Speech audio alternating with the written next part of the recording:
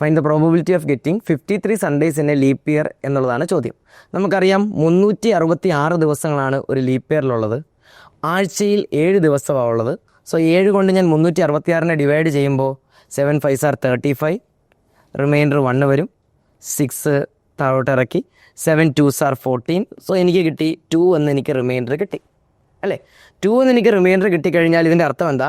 ഒരു അതിവർഷത്തിൽ ഒരു ലീപ്പ് ഇയറിൽ 52 വീക്സ് ഉണ്ട്. അതായത് 52 സൺഡേ ഉണ്ട്, 52 മൺഡേ ഉണ്ട്, 52 ട്യൂസ്ഡേ ഉണ്ട്, അങ്ങനെ 52 വെനസ്ഡേ, 52 തേഴ്സ്ഡേ ടിൽ 52 സാറ്റർഡേ വരെ ഉണ്ട്. പിന്നെ ഈ എക്സ്ട്രാ ഡേ 2 വരുന്നുണ്ട്. ആ എക്സ്ട്രാ 2 ഡേ ഏതാവാം?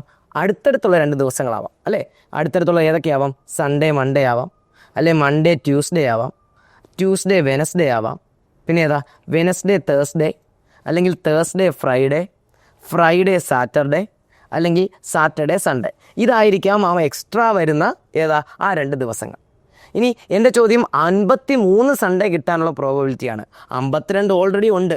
ലീപ്പ് ഇയർ ആണെങ്കിലും ഇപ്പോൾ ലീപ്പ് ഇയർ അല്ല എങ്കിൽ പോലും 365 വന്നാലും 52 സൺഡേ അവിടെ ഉണ്ട്. പിന്നെയുള്ള ഒരു എക്സ്ട്രാ ഡേ അല്ലേ.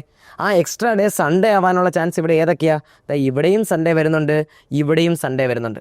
സോ ഔട്ട് ഓഫ് ഈ 7 ചാൻസിൽ 2 എണ്ണമാണ് എത്ര വരാനുള്ള ചാൻസ്? സൺഡേ വരാനുള്ള ചാൻസ്.